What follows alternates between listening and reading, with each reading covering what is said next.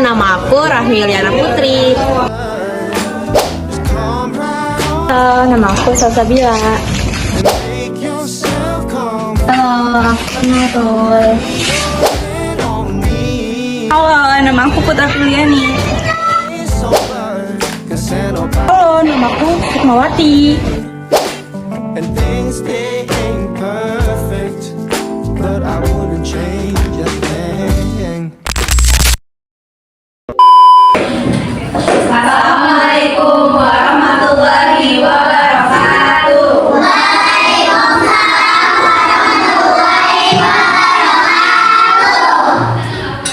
Selamat pagi. Oh iya, di sini kakak mau bersosialisasi untuk menjelaskan salah satu materi Pancasila yang bertentang gotong royong. Sebelum itu,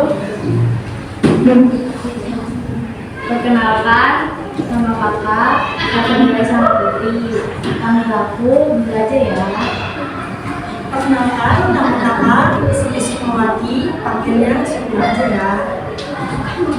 Perkenalkan, nama aku Rahmi Liana Putri, panggil aku Kakak Ami.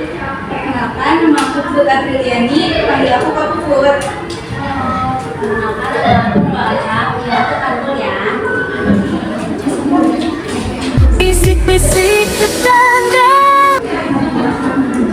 Nah, di sini kakak akan menjelaskan tentang Pancasila. Ada yang tahu nggak Pancasila?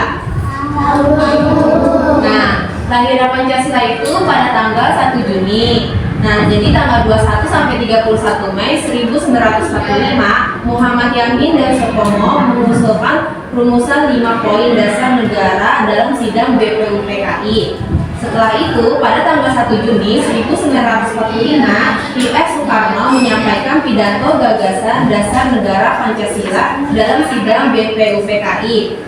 Dan pada tanggal 22 Juni 1945, rumusan Pancasila ditetapkan dalam Piagam Jakarta. Setelah itu, pada tanggal 18 Agustus 1945, rumusan dimasukkan ke Undang-Undang Dasar 1945 dan disahkan sebagai dasar negara dalam sidang Panitia Kesiapan Kemerdekaan Indonesia (PPKI).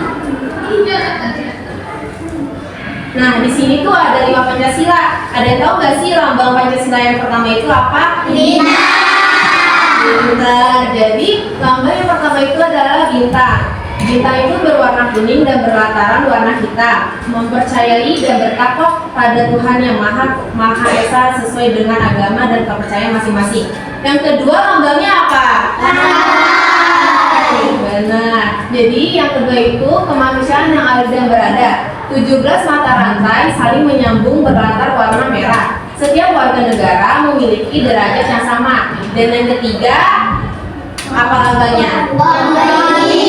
Ya, jadi yang ketiga itu persatuan Indonesia, yaitu pohon beringin, menetapkan kesatuan, persatuan dan kepentingan negara dari kepentingan kelompok dan individu. Yang keempat, apa lambangnya? Nah, jadi yang keempat itu kerakyatan yang dipimpin oleh hikmat dan kebijaksanaan dalam permusyawaratan dan perwakilan. Itu lambangnya kepala banteng, yang artinya tidak memaksakan kehendak kepada orang lain dan mengutamakan kepentingan negara dan orang lain. Yang kelima lambangnya apa? Ya, jadi yang kelima itu keadilan sosial bagi seluruh rakyat Indonesia, yang lambangnya padi dan kapas, yang artinya mengembangkan perbuatan luhur dengan cara kekeluargaan dan gotong royong serta bersikap adil. Oke, sekarang kita masuk ke pengertian gotong royong. Gotong royong itu apa sih? Gotong royong adalah salah satu ciri khas yang masih melekat dalam kehidupan masyarakat Indonesia. Secara garis besar, gotong royong tertuang pada Pancasila dalam Surat No. 3 yang menjadi persatuan Indonesia. Gotong royong telah mendarah daging dan dapat menjadi kepribadian bangsa, serta budaya yang sudah berakar kuat dalam kehidupan masyarakat. Selain itu, sebagian dari kehidupan masyarakat, hampir semua daerah Indonesia menganut nilai gotong royong.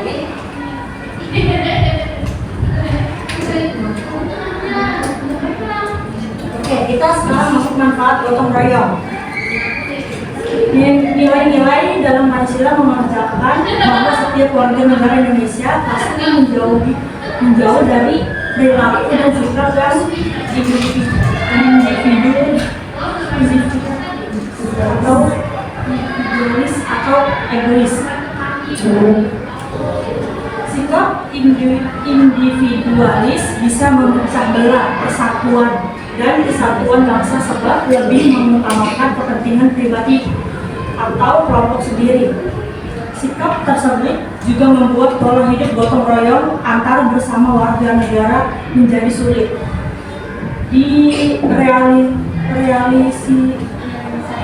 direalisasikan dalam kehidupan nyata. Pola hidup gotong royong penting untuk diutamakan tengah masyarakat karena banyak sekali manfaatnya. Berikut jumlah manfaat dari gotong royong. 1.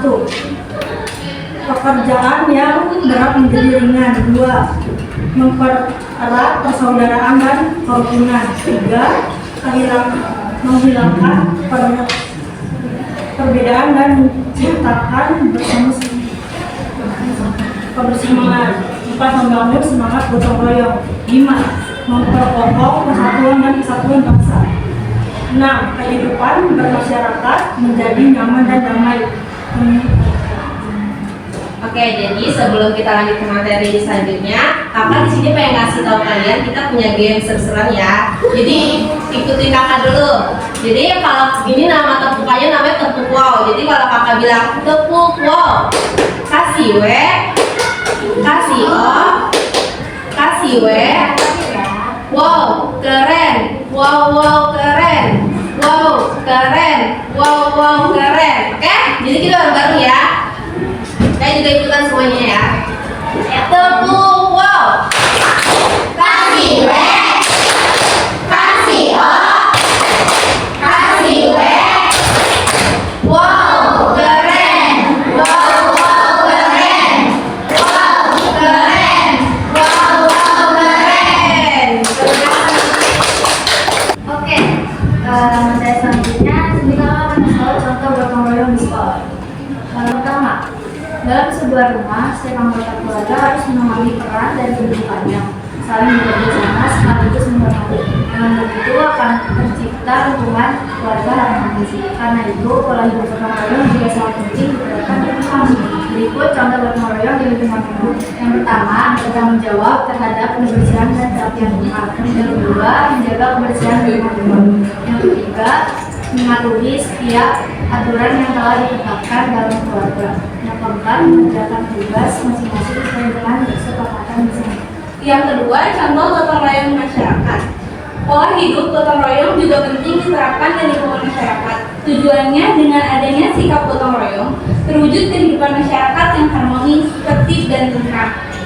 Berikut contoh gotong royong masyarakat. Yang pertama, melaksanakan kerja bakti untuk kebersihan lingkungan. Yang kedua, membantu tetangga yang mengalami kesusahan. Yang ketiga, serta melakukan program sistem keamanan lingkungan. Contohnya Siskamli. Di lingkungan kalian ada juga nggak yang kayak gitu? Ada. Bapak-bapaknya suka kan? Iya. Iya. Yang keempat, mematuhi aturan yang ada dalam masyarakat. Yang kelima, bersama-sama membersihkan sampah di lingkungan RT supaya lingkungan tetap bersih dan semua warga merasa nyaman di lingkungan tersebut.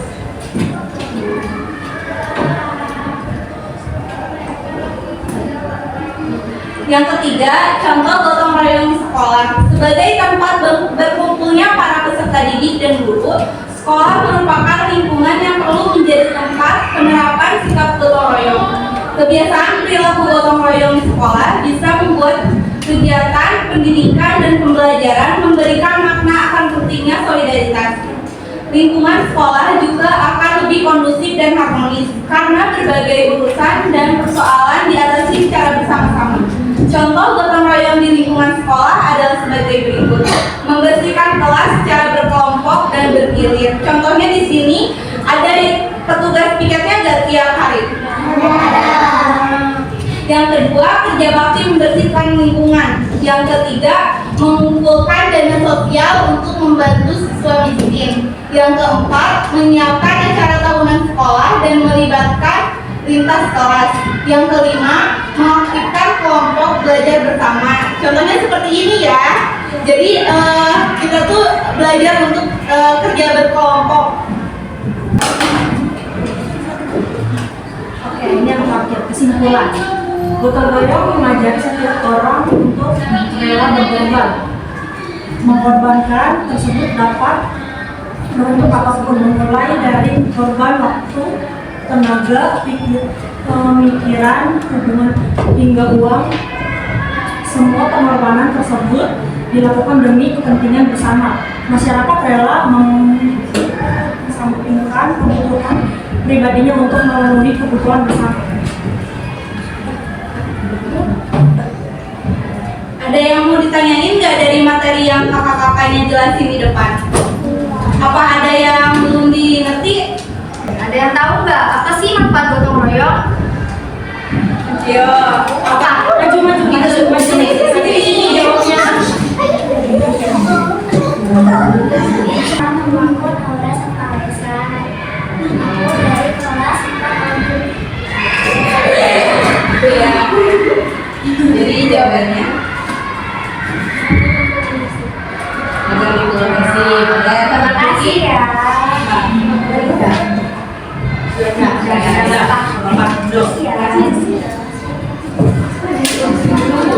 Oke, kedua, siapa yang bisa sebutkan macam-macam gotong royong?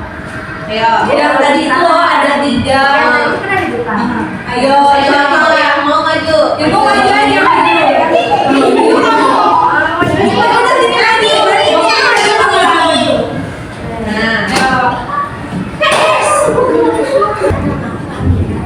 Amira dari kelas.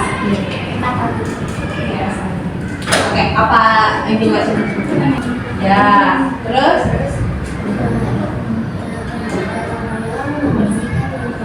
Ya. Oke, jadi ada satu lagi. Pertanyaannya, sebutkan Pancasila di sila keempat. Ada yang berani? Ada yang tahu kan? Tahu berarti ya. Jangan yang apa ya? Siapa yang mau dulu? Biayanza. Apa itu Pancasila keempat bunyinya?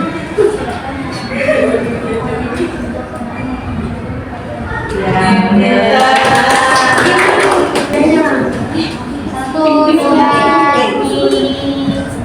Berarti kalian buat, oke? Kita bareng-bareng ya. Apa juga? Nanti yang salah dikedepanin ya. Yang salah teman ya. Iya. Jadi kalau soal durasi ya, siapapun. Ingat kan kalau kakak bilang dor, kalian juga dor.